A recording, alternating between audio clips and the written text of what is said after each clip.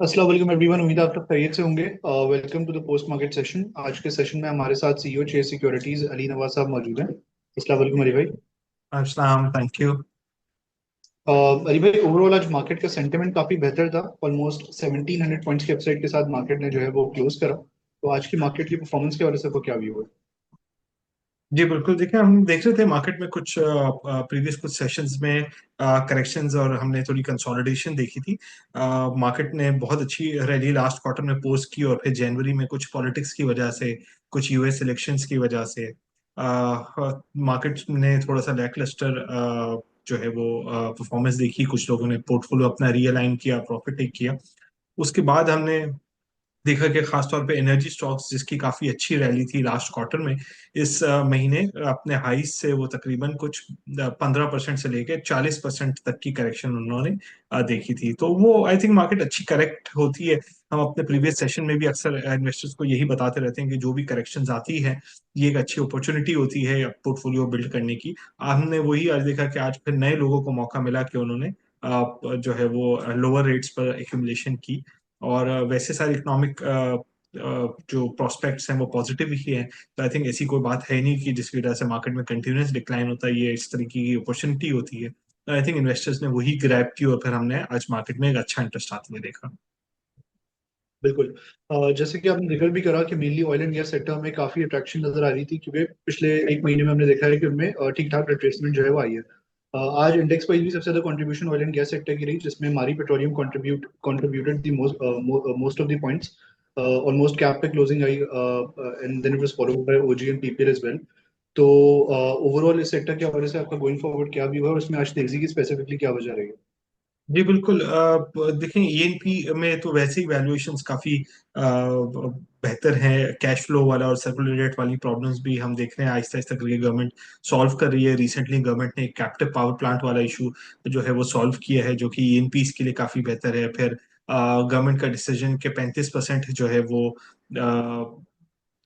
आप जो है वो 35% जो आप प्राइवेट कंपनीज ईएनपीज जो है वो प्राइवेट पार्टीज को जो है वो गैस सेल कर सकेंगी। उससे इनकी बुक्स पर सर्कुलर रेट का प्रेशर कम होगा।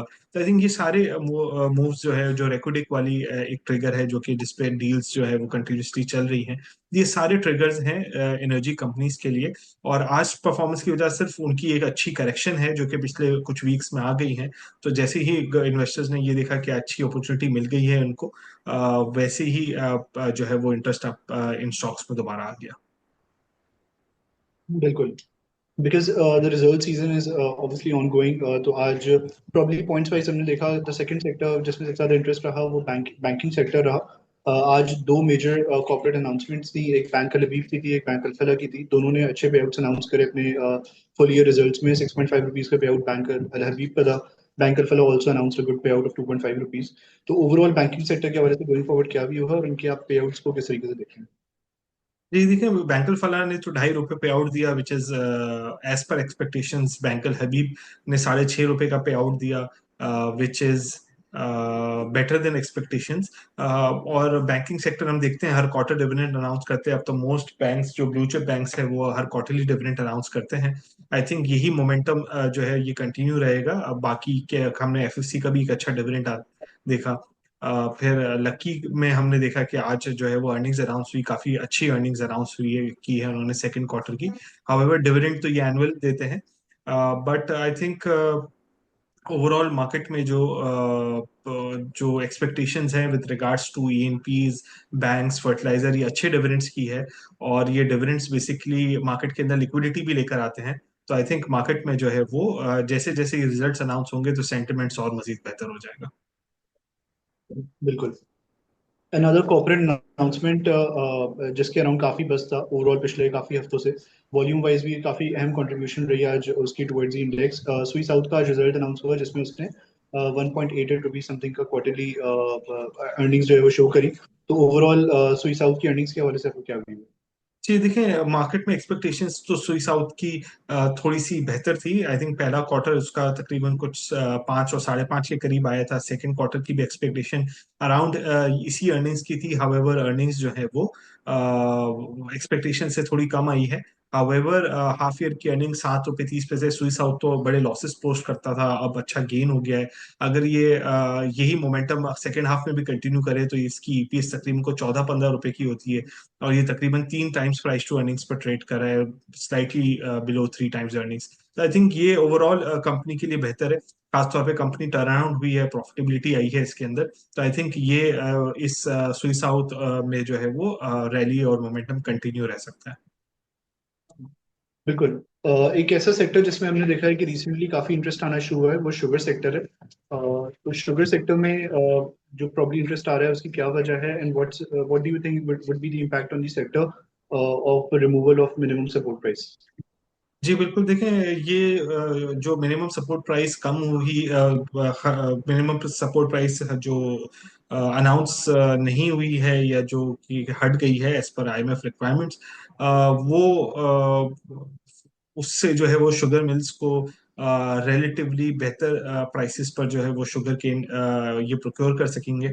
और मार्केट में हमने देखा है कि जो शुगर रिफाइंड शुगर की प्राइस है वो तकरीबन कुछ 145 से 150 के दरमियान आ गई है, और इंटरनेशनल मार्केट में 170 और 171 के करीब है ये प्राइस। तो आई थिंक पैरिटी अभी भी है, और होता यही है कि जब कोई रिस्ट्रिक्शंस नहीं होती हैं तो ये कहीं आसपास, और अगर शुगर्स की शॉर्टेज होती है तो ये कहीं पैरिटी प्राइस के करीब करीब ट्रेड करना स्टार्ट हो जाती है। तो आई थिंक शुगर के प्रोस्पेक्ट्स जो हैं वो relatively on face of it तो बेहतर लग रहे हैं, बट आई थिंक ये स्टॉक्स थोड़े से लिक्विड होते हैं और काफी वॉलेटाइल सेक्टर्स होते हैं, और हर कंपनी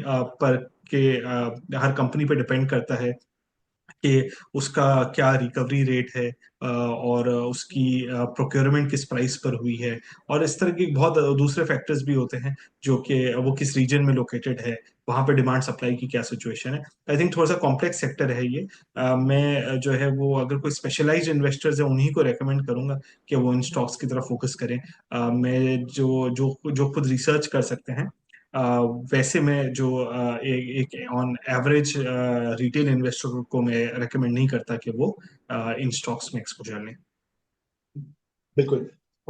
लास्ट क्वेश्चन अली भाई, then we will wrap up the session. Overall market के हवाले से गोइंग फॉरवर्ड क्या व्यू है? Roll over week is about to end as well. जनवरी का महीना मार्केट के लिए ओवरऑल थोड़ा सा चौपी रहा, प्रॉफिट टेकिंग हमने होती हुई देखी, but what's your view regarding market in coming months? जी मेरे ख्याल में मार्केट में तो ऐसी कोई चीज है नहीं जो कि मार्केट को नेगेटिवली इम्पैक्ट करे। आई थिंक मार्केट कंसोलिडेट होते हुए चलेगी। हम देख रहे हैं बॉन्ड यील्ड्स काफी नीचे आ गई है, इंटरेस्ट रेट्स 12% पर आ गए हैं, मजीद और कम होते हुए लग रहे हैं, बिजली की कीमतें आगे कम होने वाली है, एमएससीआई का रिव्यू है, परसों सीपीआई का नंबर है। आई थिंक ये सारे फैक्टर्स जो है वो मार्केट के लिए पॉजिटिव है, और आई थिंक मार्केट में हम मोमेंटम आने वाले दिनों में बेहतर देखेंगे। Perfect. Thank you so much, Ali bhai, for participating in today's session. Allah Hafiz. Allah Hafiz.